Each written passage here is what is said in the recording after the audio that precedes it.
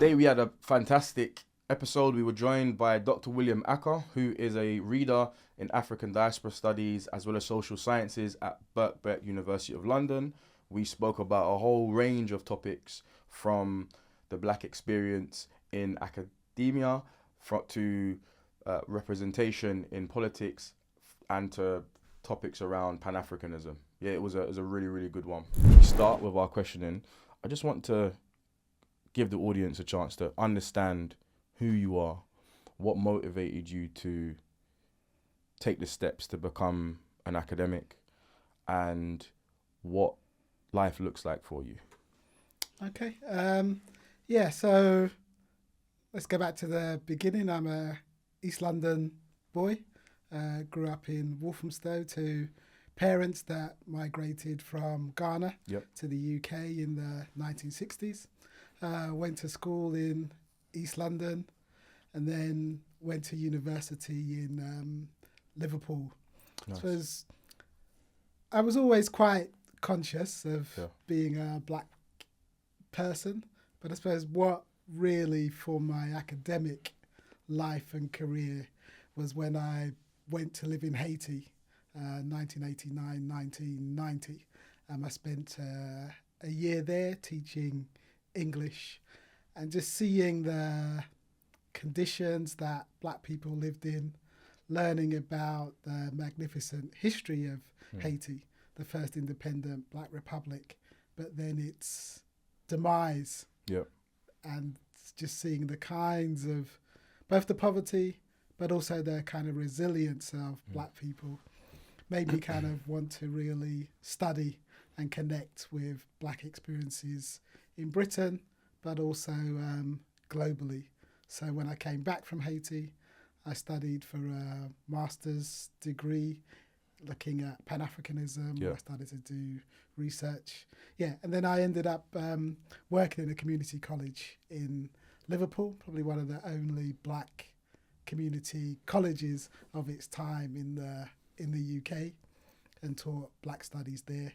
And then that's what started me into that kind of academic trajectory, really, and that's the basis, really, of my academic career.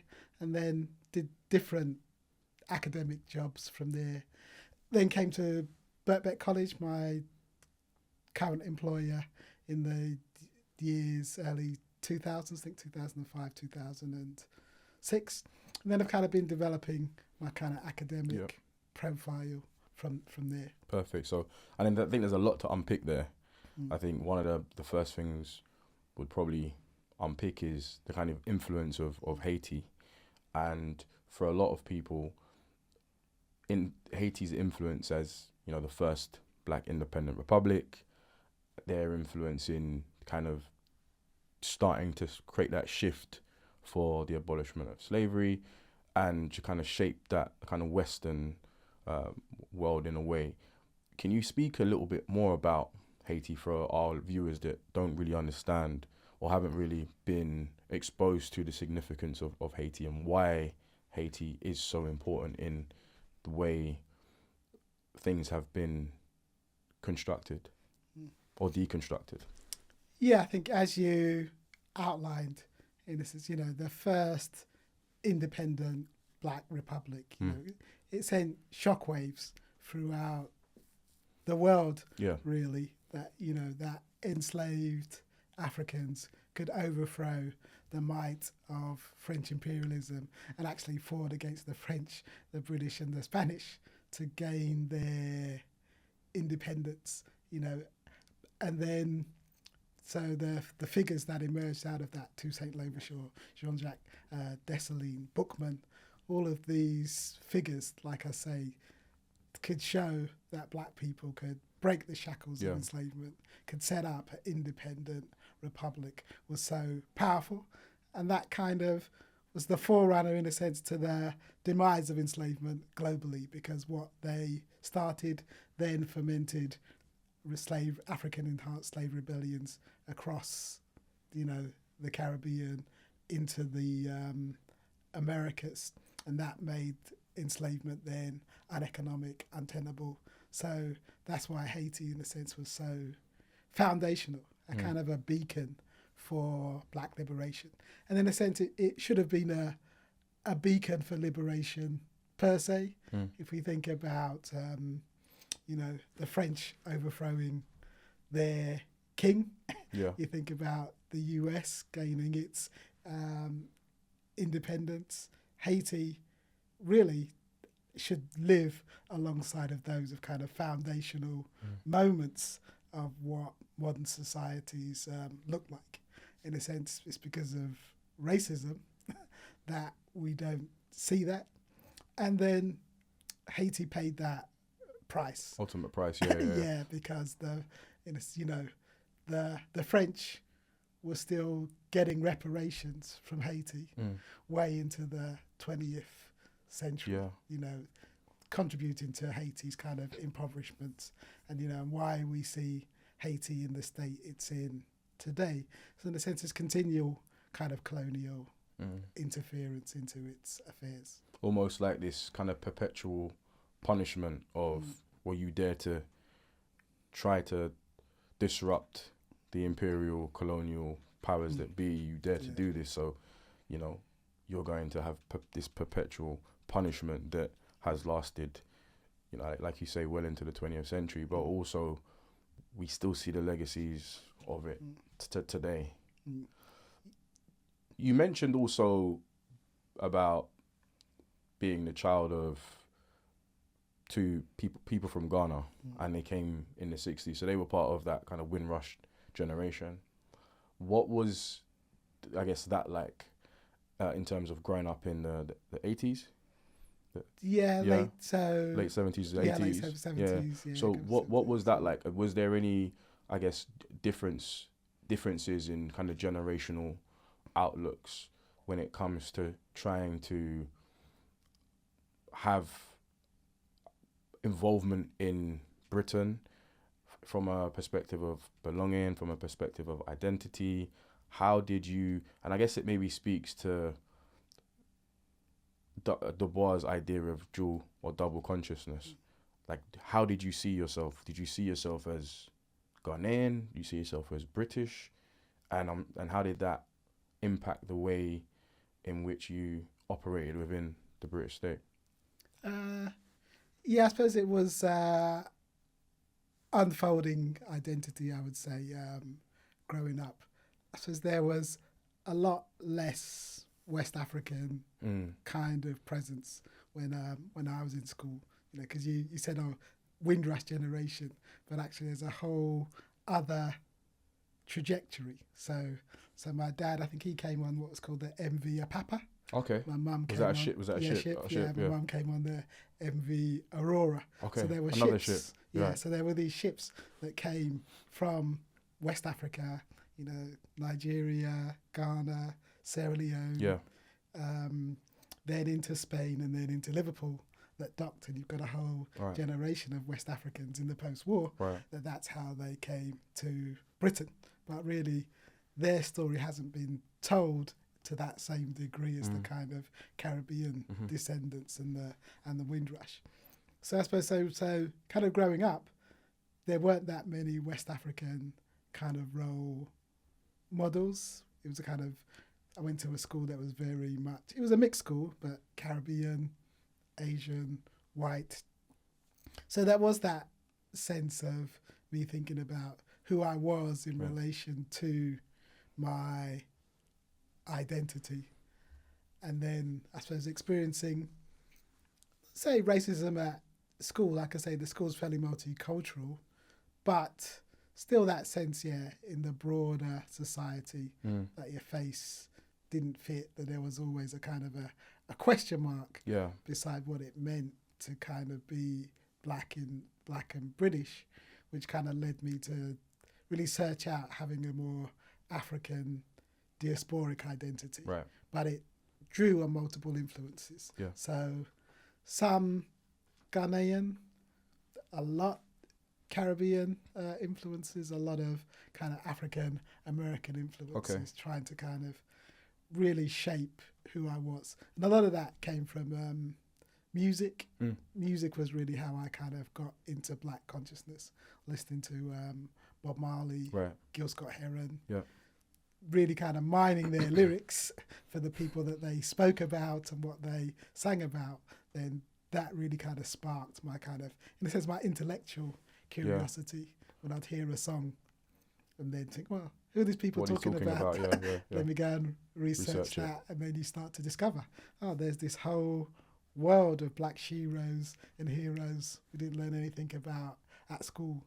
There's a whole set of reasons why Africa is colonized that we didn't learn at school, that the history of enslavement was much more complex than what we were taught. You know, we were always taught about, you know, the greatness of Britain and the British Empire. So it was through these alternative spaces that one began to kind of learn.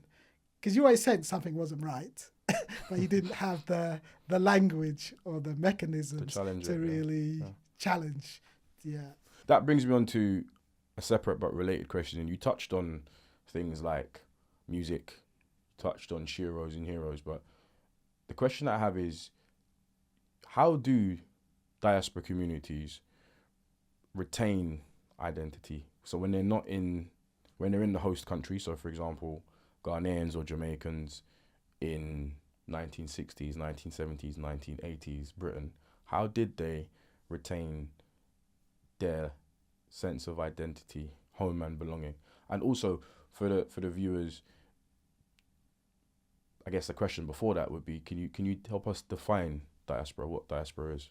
Diaspora is complex because you've got many different theories and ways of thinking about it.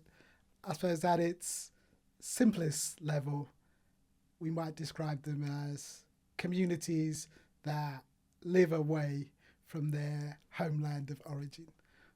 And that homeland could be recent, so it could be, like I say, my parents who migrated from Ghana to Britain in the 60s and their children and grandchildren.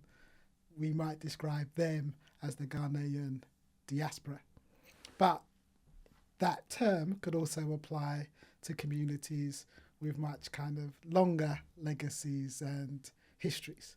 So we might think of a Caribbean diaspora, but Caribbean diaspora could also be described as an African diaspora because many people from the Caribbean obviously have their origins in Africa. So that at its simplest level, communities that live away from their homeland. So then coming then back to then this issue of how do you retain your identity, in a sense it's not a simple question because, as we've alluded to, people's identities come from many different sources. Like I said, my sense of African diasporic identity didn't necessarily come directly from Ghana and from the heritage of my parents, because part of my time growing up I didn't live with my parents. Getting up one of those other stories of what happens to diasporic communities growing up in Britain and being split, going to live with white people and white families. So I think those sources come from different spaces. So they may come from spiritual places, church, mosques, community spaces. Supplementary schooling was a space for some black people to kind of learn about their history, their heritage, their cultures that were lost. You know, community spaces, barbershops, that kind of passing on of kind of knowledge, ideas. So you kind of get these formal and informal spaces, I would say, where people pick up these notions of what it means to be black, what it means to be African, what it means to be Caribbean.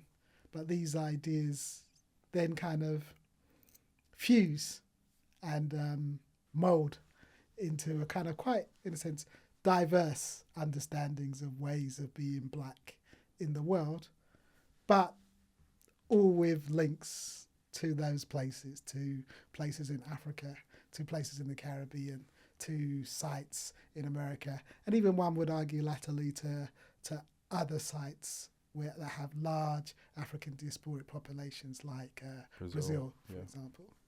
And you mentioned the challenges of, I guess, generational diasporic communities. And I think that might be some of the things that we're starting to see now, you know, third, fourth generations of black people, people of African descent in this country, who their grandparents or maybe even great grandparents may have been from the home, quote unquote, home country. So how do people like that reconcile this idea of home when some would argue for them home is imagined? There is no direct correlation or link to home. It might be stories or maybe food stuff, but how do they navigate that? Like, where is home for them? I know it's a massively broad question and quite subjective, but well, what's your take on that? I think how people navigate is via their experiences, in the sense, if their experiences in Britain are good and settled, right, then maybe they're not going to have a problem of thinking of Britain as their home. If they're continually racialised over generations, and then the wider society is perceiving them as not British, as different, as alien, then that creates feelings of identity, not anxiety, but those kind of consciousnesses of who am I? Do I really belong here?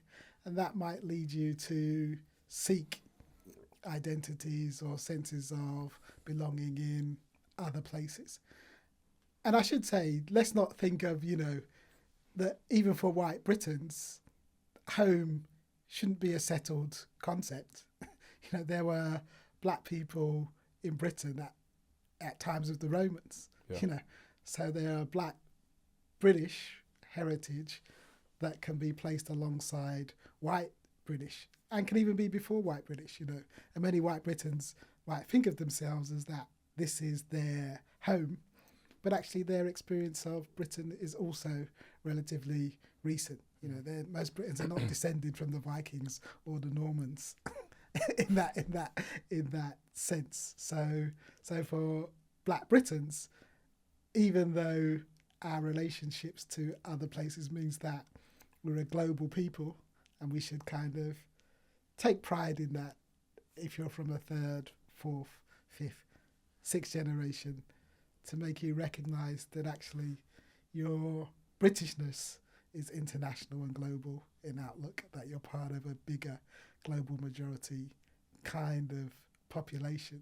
And perhaps the idea there might be, rather than be anxious about that, actually is to kind of celebrate that you've got that kind of diverse heritage and these multiple linkages to many sites across the world. Yeah, and I just want to go back to your comment that you made about that people can look for alternative perceptions of home if their Britishness, quote unquote, is challenged, or if they have to navigate, you know, generations of racism, structural, systematic, etc. And some would argue that that has been the experience of people of African descent, black people in this country, stemming back generations and decades, and also other minoritized groups. So my question based on that then is, what can be home then for those people if the Caribbean or parts of Africa is too distant, and if their Britishness is constantly being questioned? For example, a couple of years ago, I'm sure some of us would remember when in the Euros, when England played Italy and the black players came up to take the penalties and a few missed, and then there was, you know, online racism, you know, there was things happening in train stations, etc., etc. Those kind of things remind us of otherness, constant otherness, as well as, you know, the race riots of last year and other things happening. So for people like that, for us, what then can be home? Where do we go to say, okay, this is home? Or is it a situation that we are homeless? Yeah, that's an interesting question in terms of, yes, do you have some scholars put it, roots, ROOTS, or roots, ROUTES. And in a sense, maybe what it leads us to is actually our homes are not solely defined by passports and geography. That actually our homes are based on these roots, these ROUTES, that can be here and there, only that we don't have that luxury that we can live anywhere, right. Because we've got passports that the state then defines you as belonging to certain places.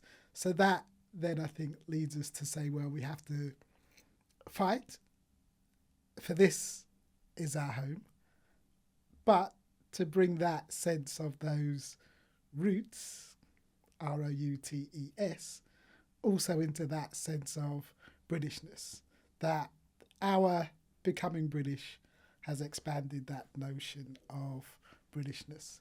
In a sense, it both challenges empire, but then overturns empire, because it says, well, actually, we still got to have links to Nigeria, to Jamaica, to Trinidad, to Barbados, because we are here. And then that stretches that notion of home. So I think part of our role as diasporic Africans is to say that the state in Britain has obligations to these places. That's why we should be at the forefront of struggles for reparations, struggles for justice, because in a sense, our home, in spite of what Kemi Badenoch would say, is not just based on a kind of a false kind of loyalty to this place. Actually, our loyalty to Britain is based on notions of justice, fairness, racialised equality, and in a sense our presence in these spaces make those questions and those issues foundational. So that's a kind of a roundabout way of kind of saying that, in a way, maybe we shouldn't get too hung up on the idea of what's home. We're citizens. We pay taxes. We have our rights. But that doesn't mean to say that I need to be, waving the flag and having all these notions of kind of loyalty, because my emotional loyalty can be many places, but me being a citizen gives me certain rights as well as kinds of obligations. And that you mentioned something about waving the flag, and I think it's quite interesting. The first thing that I thought of was, I think it was in the 70s, there was a test, the cricket test. Do you remember the cricket test? Yeah, Norman Tebbit test. Norman Tebbit, Who you support would define your identity or what you were. Whether you were, if you supported West Indies, for example, then you were West Indian, and if you supported England, you were English. So that's one of the things that came to mind when you mentioned that. Also, a question about, and you kind of alluded to it before when you spoke about black people being here, even at the time of the Romans, and even before. How important is it to teach those, some might call it alternative histories, some might call it the retelling of histories, but how important is it for those, because not many people know about that stuff, but how important is it for that to be made mainstream in the education system, primary, secondary, etc.? How important is that alternative history, and why is it important? Would it be, and if it is taught, would it be able to help to redefine what Britishness is and who is British? I think it is crucial, that those elements of history are taught, because it tells us that the notion of a kind of a multicultural, multi-ethnic Britain didn't just start after the Second World War. Yeah. That it's embedded into the DNA of who Britain is as a country, as a nation. The impact of it, I think, doesn't just come via education alone, but actually it comes with how much power us as African diasporas and other minoritized groups have in British society. As we have more power, as we then influence economics, the cultural institutions in Britain, then so the spaces for our stories to be told get opened up more, and they don't just become black stories, they become British stories. And so it's that kind of combination. Yes, the education is important to tell the kind of the truthful narrative of Britain's history and its experience and the role that black and brown people have played in that history. But as I say, there's also another role. What's the role of black Britons in contemporary cultural institutions? You know, in universities, in British museums, in theatre, in television, in the art world, the places where culture is disseminated. Because in a sense, if those places remain white and oblivious, then it doesn't matter how much kind of alternative history you're telling in the sidelines, the mainstream of the population don't get that knowledge.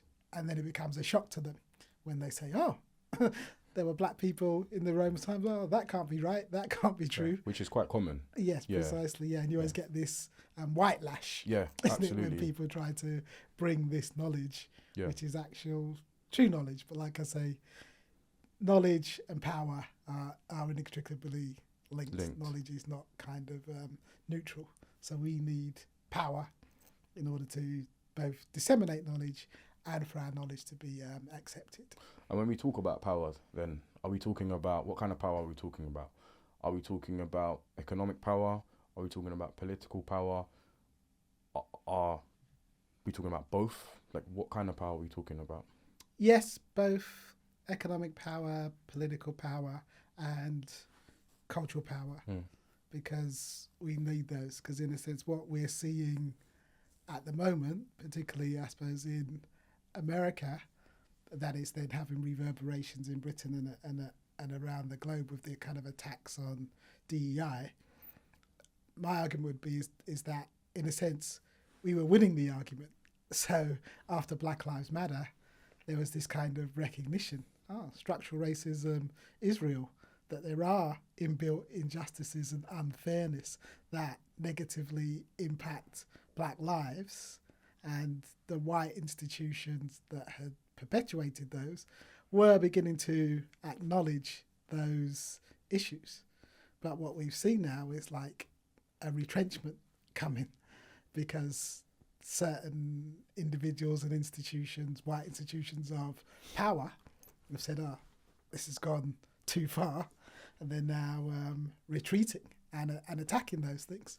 So in a sense, the argument, the intellectual argument, was strong, and the protests were being successful and gaining ground.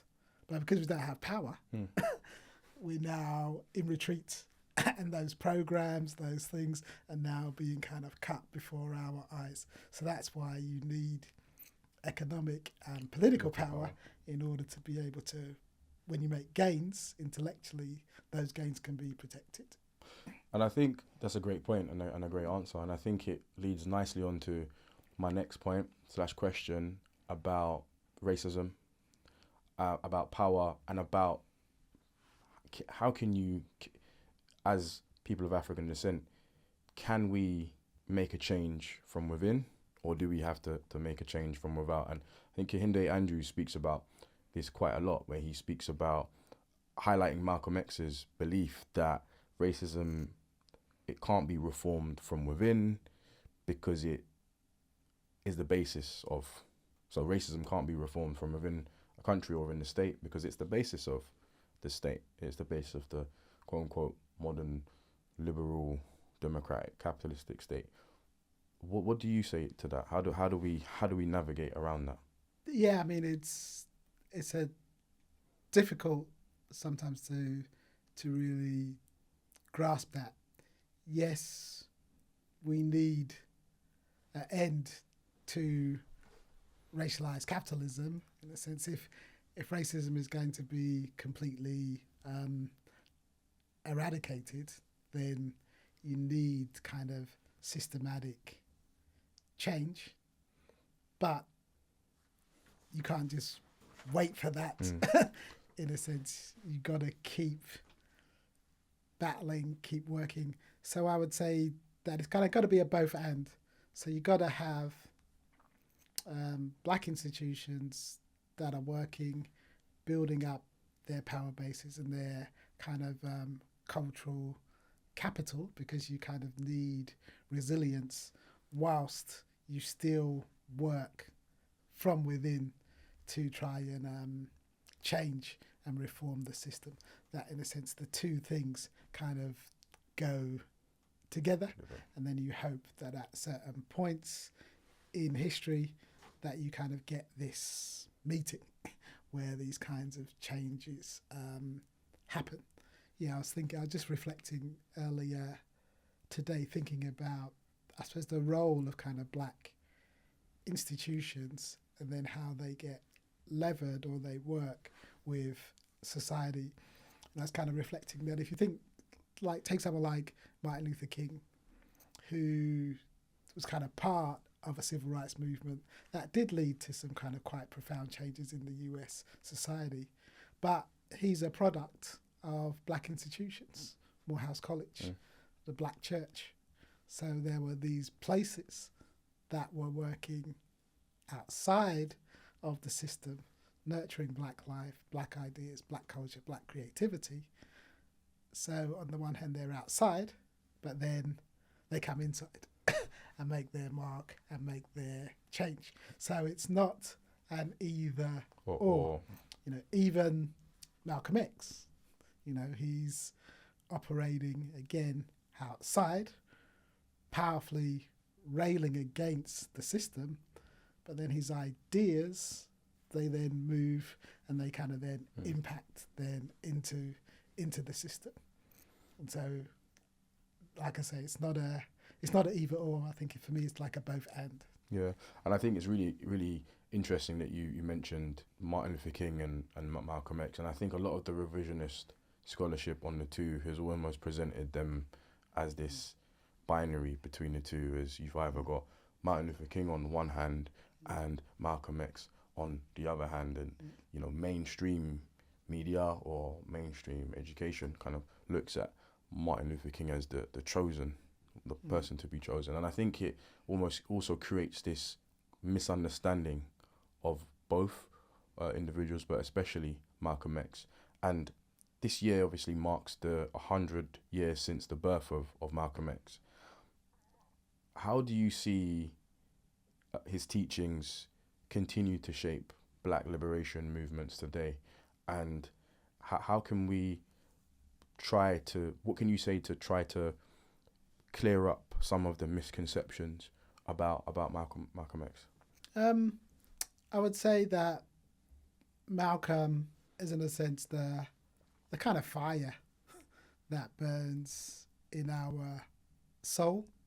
You know, that he spoke the uncomfortable truths about white society, but that he also was a man and that grew and learnt and developed and had a very sophisticated then analysis concerning that black struggle was a human struggle, a struggle for human rights, that black struggle in America had to be linked to broader struggles for African liberation and African self-determination around the globe, and that his travels kind of made him really understand that. And so I think those are important lessons then for communities today to learn, to still say that our struggles in different parts of the African world are linked struggles, and that we need to come together if we're going to have power and influence, and that these are not just, in a sense, civil struggles where you're struggling for changes to certain equality legislation, all of these kinds of DEI.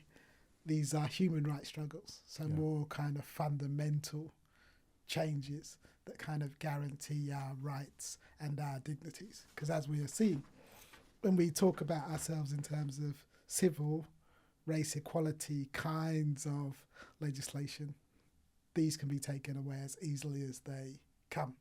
But our fundamental human rights, who we are as human beings, our dignity, think about something like the Black Panthers 10-point plan, proper housing, proper education. These things are much more fundamental. That's, in a sense, what kind of Malcolm taught us. And I think that's where we need to go as kind of black people living in Western societies, to say that actually our lives, our fundamental lives, in a sense, that's what Black Lives Matter stemmed out of. Our fundamental lives matter. And so we need a holistic way of thinking about our experience and thinking about our repair and reparations. Right, so to link notions of equality, equity, fairness, justice to within the context of people of African descent to more wider discussions of human rights. That's what you're saying. Yeah, certainly. And that our struggles are linked. What happens in the Caribbean and climate justice, debt crisis, what happens in certain places in Africa, in the Congo, and the kind of exploitation of our minerals and our resources. Those things are linked to how we get treated in the Western Hemisphere.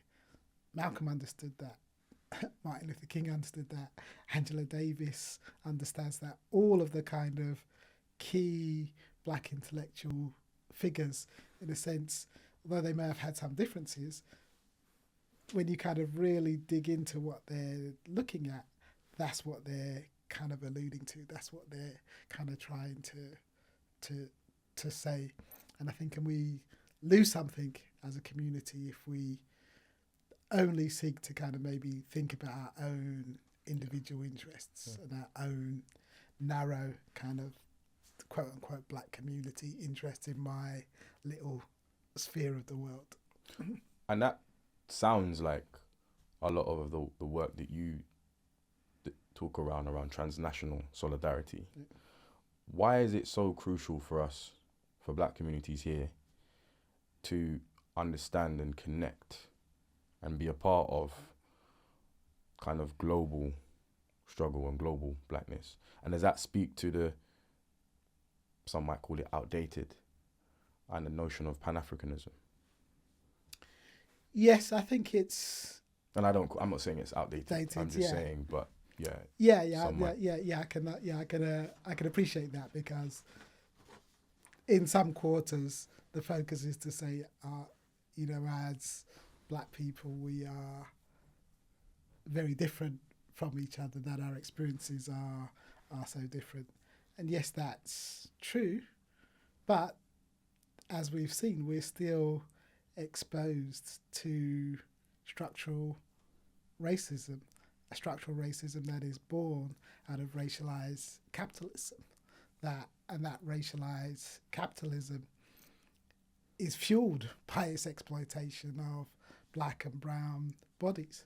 So we certainly have a vested interest in trying to kind of resist that racialised capital and to try and promote international justice in relation to how economies work, and to also think about then the plight of our brothers and sisters in other parts of the world, because yes, we are linked. And it comes back to this idea we spoke about earlier, that we need power, that if we're going to resist these kinds of forces, you think about what's going on at the moment in relation to tariffs.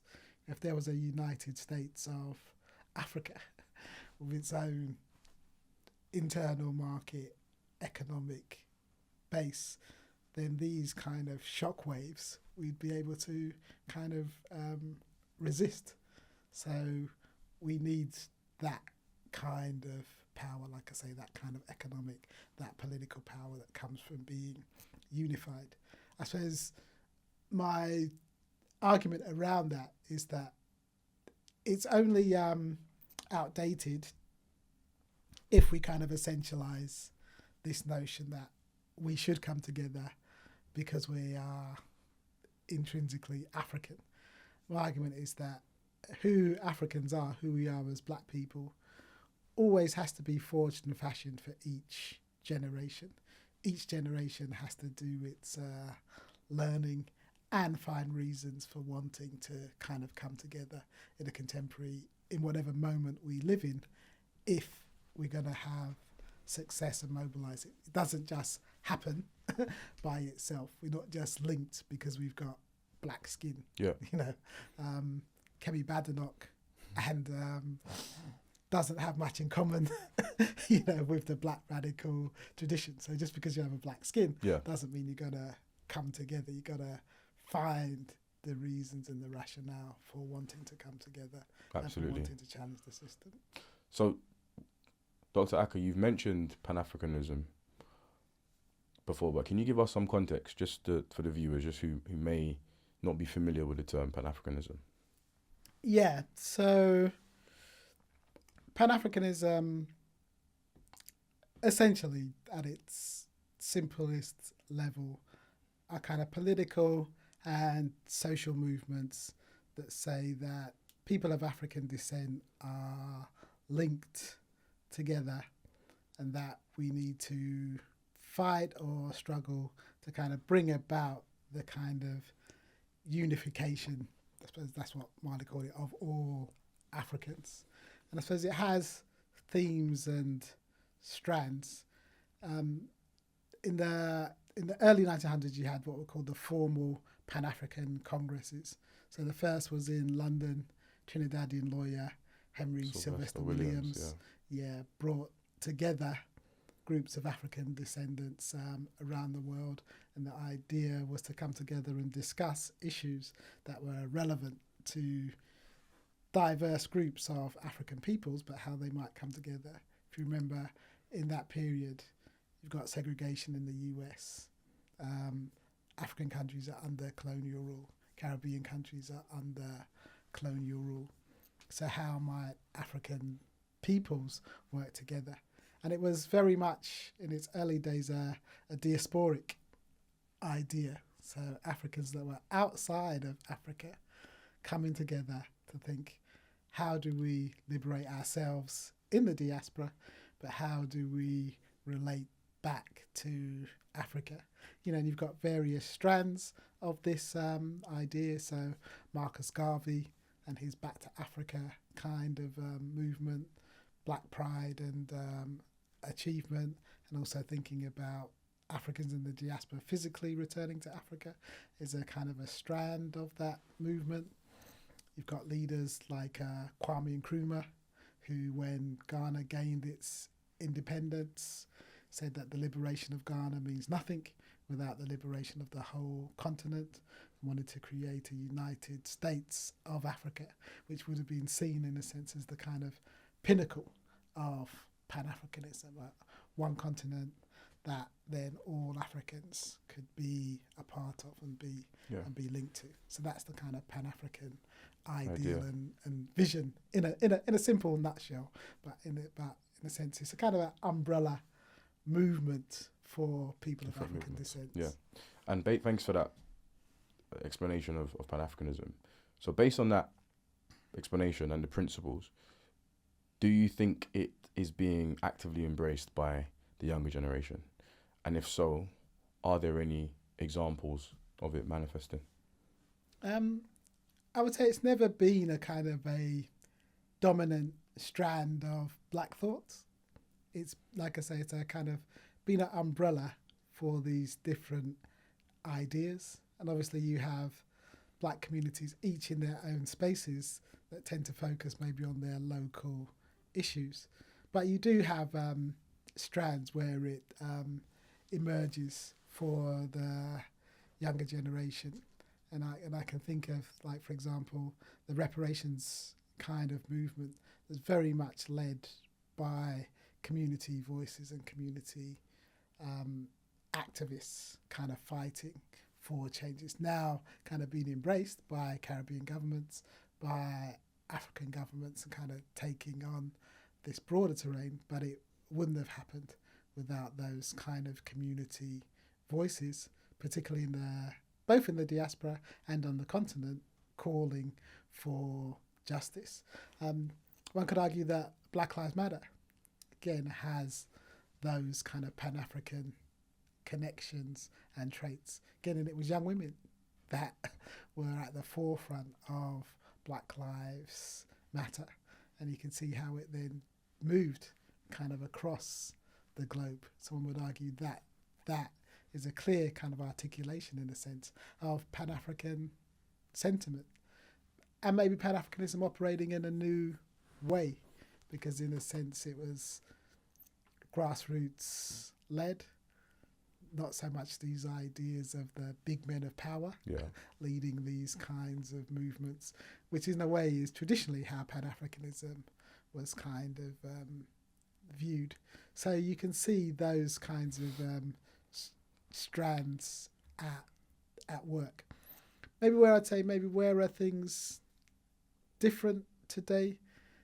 Like I said, but they're maybe not so different, is that it's only one strand, and you've got many different strands of how black young people are organising themselves and doing their own thing within their various contexts.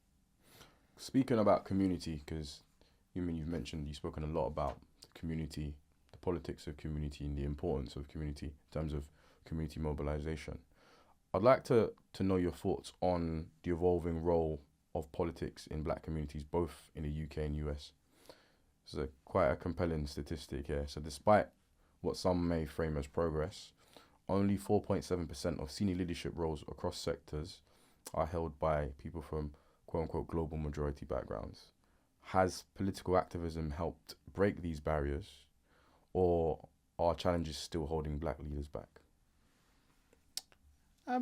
I think political activism has opened up spaces both in the UK and the US context.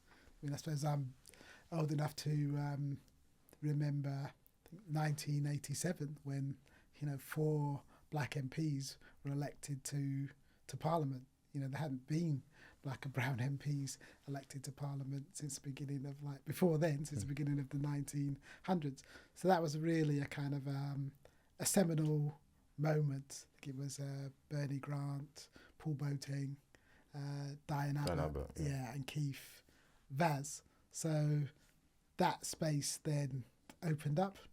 And since then, each kind of election, you've kind of seen more black MPs kind of moving into spaces.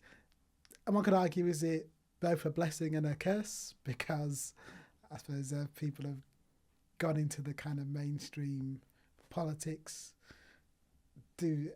How much do they keep their community in mind? How much are their interests and their concerns for grassroots kind of community issues?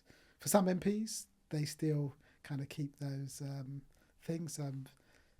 Want to shout out, Belle Ribeiro Addy, she's an MP, I think in South London, who has played an important role in kind of bringing reparations, again, linking that community-based kind of reparations now into the kind of into Parliament. So there's like a all parliamentary group now on reparations, something that wasn't there before. In a sense, carry on the kind of important legacy of people like Bernie Grant in those kinds of spaces.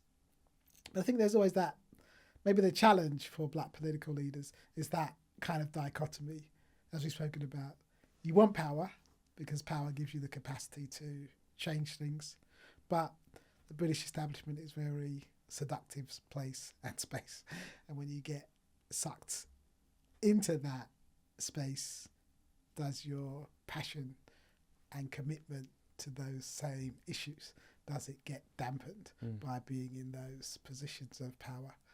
Again, think about Davies Lammy's position on reparations when he was just an MP for Tottenham, when he was a strong advocate. Oh, so he he becomes Foreign Secretary, and then he says, "Oh, it's not an important issue anymore." When Caribbean governments are making the claim and making the challenge to say we want reparations, and not just him. To be fair, Keir Starmer was a supporter before he becomes the leader.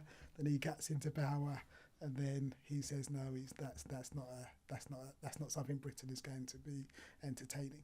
So, power of the British establishment is very seductive.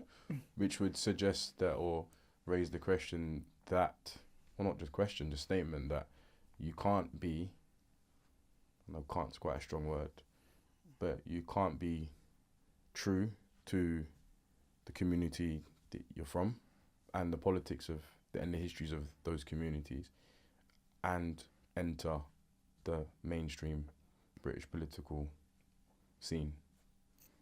It's a tricky balancing act. One thing I would say is, in a sense, all politicians are beholden to certain interests, and it may be how vocal and how powerful can those interests be. And maybe one of our issues as kind of black communities in Britain is that we've kind of been content to say, let's be represented. So let's get our people there, right, and then we're proud when the people are there. But actually, what we should be doing and saying is like, we got you there. You represent us. Yeah, you've got to be accountable. Right. So it means you still got to keep then pushing. Still got to keep talking and trying to influence, rather than just kind of let's put the face there. Yeah, and I think that speaks to an article I wrote last year on LinkedIn called Representation Without Representation. And the article went viral, but it was basically about Kemi Badenoch and what it was. And a lot of people at the time were like, oh my gosh, it's such a great thing. You know, the first black woman of the Tory party, of a mainstream political party. It's a fantastic thing, etc., etc. But my article was challenging that very notion and saying that representation without the person actively trying to uphold justice and reaffirm and try to deconstruct barriers of and structures of inequality and, you know, etc. really doesn't do anything. It's almost just like having a face in a position of power to show potential progress, false progress, and actually not being effective at all. What do you have to say to that? And are we getting too caught up in the representation without actually being represented? Yeah, I think for me, representation kind of works on two levels, and maybe we have to ask the question, what kind of society do we want? So on one level, we've been shut out of most British institutions. So the fact of gaining access to those institutions and being part of it, on one level, quote unquote, is a success, because people have entered those spaces.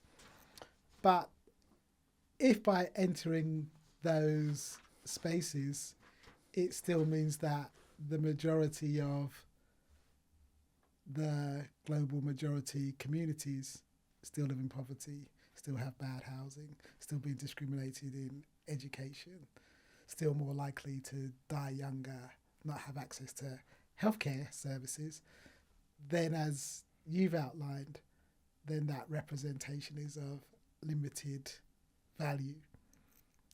So if you want a deeper society, if you want deeper changes in society, then you have to look beyond mere what we might describe as kind of token representation and look for then kind of deeper structural change. But I suppose what I don't want to do though is to say, well, those people that are these so-called tokens are not authentically black, because it's not for, in a sense, for me to kind of say only certain kinds of blackness work are in operation. What we might have to say is that there are different kinds of blackness in operation, and they have different functions in the society in which we live. But it's not, I wouldn't go as far as to say, these people are not black. They are black, but the ways in which they act and operate are denying opportunities to the majority of the rest of the community, and that's where the problem lies, and that we need these alternative visions of spaces of blackness that are still linked to communities to really affect change. And then that takes us then, like you say, beyond these notions of mere representation to kind of think a bit deeper about what it means to both belong to a community, to be a leader in a community, to be an influence in the community. Perfect. One of the things I wanted to ask you about is black scholarship. You are a reader. What is a reader? What for our guests that may not be familiar with and I think it's a recent promotion. Congratulations on the promotion. What is a reader? What are the different levels and strands of academia? And you have a book out called The Black PhD Experience. Can you tell us about that as well? Yeah. So essentially in British academia, you have 4 levels. So you have lecturer, that's your starting out position. So as in the American context, assistant professor. Then you have senior lecturer. Again, in the American system, you might call it, they have 3 levels, so they call it associate professor. Then the British system, you have reader, which is what I am, or associate professor. And then you have the last strand, which is full professor. And that's the kind of final strand. So in a sense, I'm at the 3rd tier of 4. But there are very few, less than 1% of black scholars. I've got it here, 165 black professors in the UK out of 23,515. Yeah, so, it's still very much a kind of an ivory tower.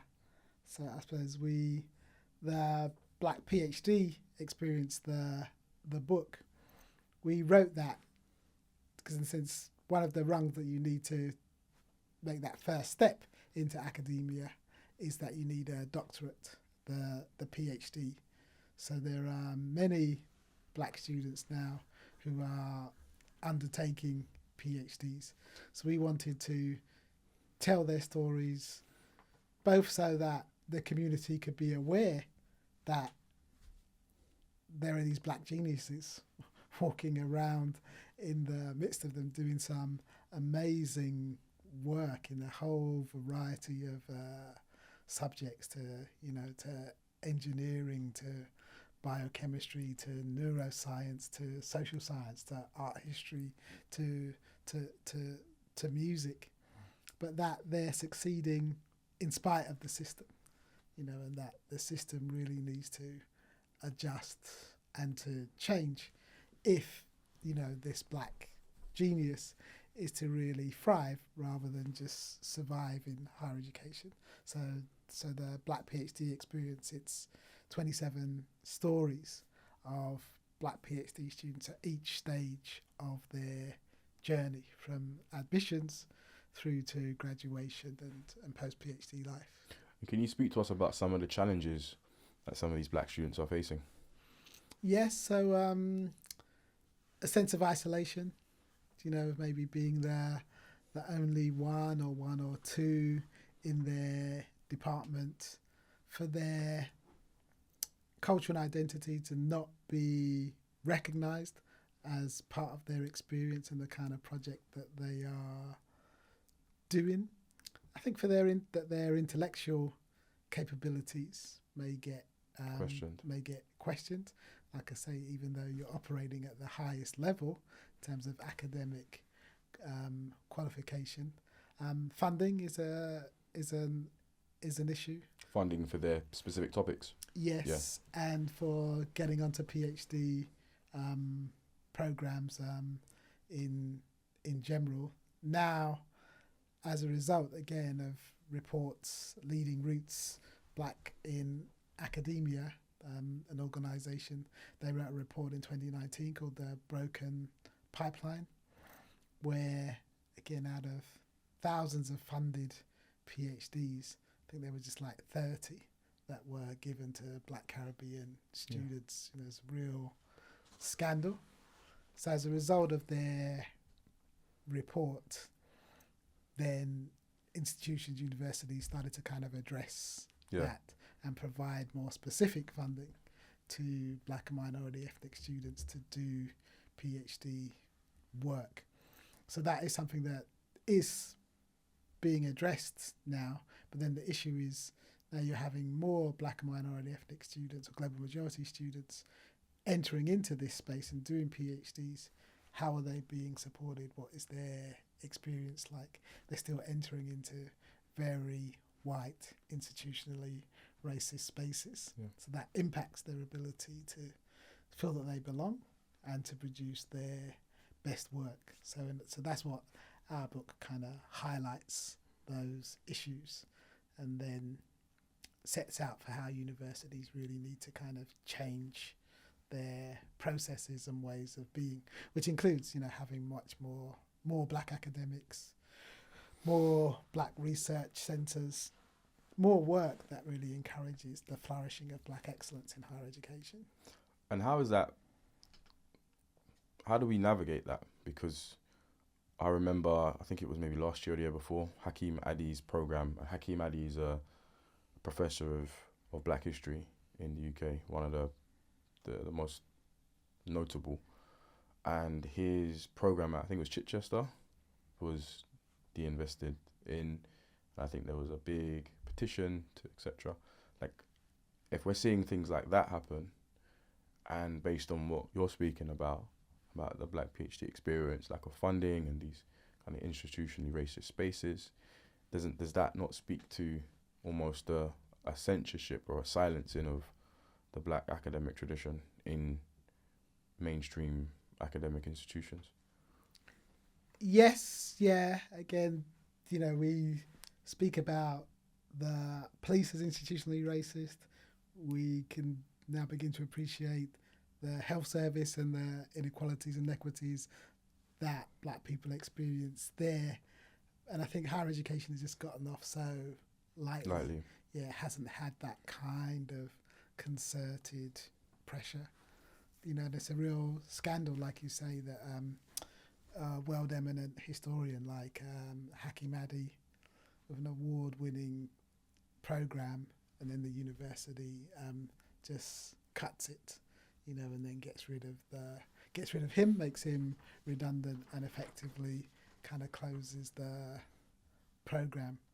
And again, I think it speaks to the lack of power that Black scholars kind of have in these spaces, even though more and more Black and global majority students are going into higher education at the kind of undergraduate level.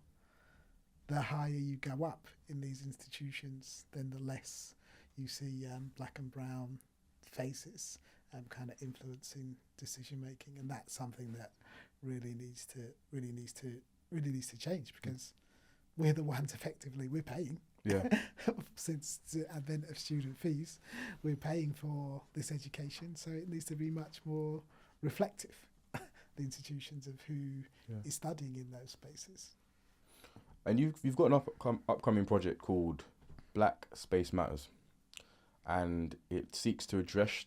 So you have an upcoming project called Black Space Matters, and it seeks to address the erasure of Black cultural spaces. Can you tell us more about why preserving these spaces is so important? And what spaces are these that you're speaking about? I think Black spaces, generally we could be talking about urban kind of cultural spaces being important. We can think of Brixton in London, a Harlem in New York, a Trench Town in Jamaica. Spaces of Black social, cultural, political life. We can think about these spaces. We could think about our conversation here as a Black space. Two Black men having an intellectual conversation that is then going to get produced. And why these spaces are important is that these conversations then don't happen if we don't have the space. We're not having this conversation on the BBC or ITV. Not yet. No, we're having the conversation because Black curators have kind of put this together, and then it gets produced. And in the sense that then goes out into the wider space and then influences kind of society. And generally, when we think about a lot of kind of Black practice, whether that's education, whether that's art, whether that's politics, economics, generally its initial births came from Black spaces where Black people are able to kind of come together and create. We think about Black music, for example. We can think of the birth of jazz in a place like New Orleans, and the kind of the Black space and the kind of culture that created that. Even think of garage and grime in Britain. I was thinking about that, and how it emerges in kind of Black urban spaces that are not, in a sense, funded or things, but in a way they're kind of Black protected spaces. But then what happens is they create that, but then gentrification comes along, or these different processes, so those spaces get erased, and then with it the cultural production that came then also gets erased, or it gets diffused. And those changes can be subtle, but they can be then also very profound. Think about, we spoke earlier, isn't it, about the kind of the Windrush generation. And then you think about a place like Brixton, and the kind of the political and the cultural production that emerged out of those neighbourhoods. But go to Brixton now and see how it is changing. Those kind of Black community spaces are being erased and kind of moved. The communities being slowly broken up and kind of and displaced. And then with that, then, like I say, important sites of knowledge, wisdom gets erased. So this project is a kind of an attempt to kind of say those spaces are important and that they need to be preserved and that they need to be able to kind of thrive and flourish. For our viewers, when can we look forward to for that project to be released, and where will it be sold? Hopefully in the next couple of years. Okay. Yeah, so there'll be things along the way, but the kind of the final book project probably in the next couple of years. The next 2 or 3 years. Well, before we wrap up, there's been a great conversation, and there's so many things that we touched on and started to unpick. But these conversations, they're not a one-time conversation. There's so much, such a wealth knowledge and thought that we could have been speaking about until next year and beyond. But before we wrap up, what advice would you give to young black scholars and activists who want to make an impact or want to start out on this journey? What can they do? I think, as always, I think our genius comes from being in and outside of the established spaces. That as younger black scholar, I think about wearing multiple hats. So doing your own thing because you believe in it, because you believe it has value to the community, that you don't need validation from the white society to do what you're doing. In a way, you do what you do, and then crazily enough, the validation comes later. you operate within the black space, and then that white space sees, there's some interesting things going on there, and then they do it. But don't seek that in and of itself. Do what you need to do. And then connected to that, I would say, is stay connected to your community and find like-minded people that you can operate with. I think maybe one of the things from the older generation of kind of black scholars is that perhaps we were too isolated, that the academic system and the ways of working tend to make it quite an individual, solo enterprise. But our strength comes from connection and comes from community. So I'd advise like young people, young scholars, to find your communities, connect with them, work together, and produce then the amazing work that you're capable of. Perfect. Thank you, Dr. Ackah. And just before we finish, where can our viewers find you? Where can they connect with you? How can they contact you? If you Google me, William Ackah, my Birkbeck details will come up. Some accessible via email or LinkedIn. Again, I respond to people there via LinkedIn. They would probably be the two main spaces. Cool. Well, look, thank you so much for joining this podcast. It was a really good and deep conversation, and I'm sure I'm sure our participants will take a lot away from it. So thank you very much. Thank you. Yeah. Thank you for having me, and thank you for the amazing work that you and your team are doing. Thank you. I appreciate it. Thanks again for joining us, and to our listeners, be sure to subscribe, leave a comment, repost, share this episode with your network. Thank you very much. Appreciate it.